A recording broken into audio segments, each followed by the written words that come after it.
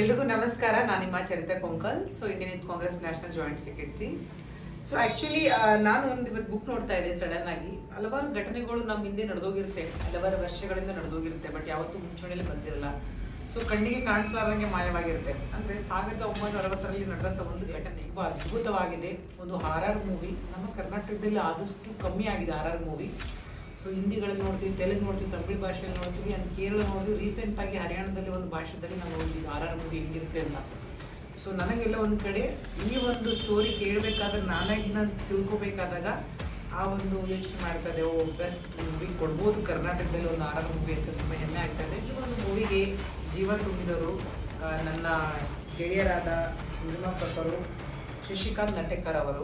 So ಒಳ್ಳೆ ಈ ಒಂದು ಮೂವಿಗೆ ಜೀವ ತುಂಬಿದ್ದಾರೆ. ಈ ಒಂದು ಮೂವಿನ ಜನರು ತರಬೇಕಂತ ಆಸೆ ಪಟ್ಟಿದ್ದಾರೆ. ಆ್ಯಂಡ್ ನಿರ್ದೇಶಕರು ವಿಶ್ವನಾಥ್ ಅಂತ ಹೇಳ್ಬಿಟ್ಟು. ಸೊ ಇವರಿಬ್ಬರಿಗೂ ಧನ್ಯವಾದ.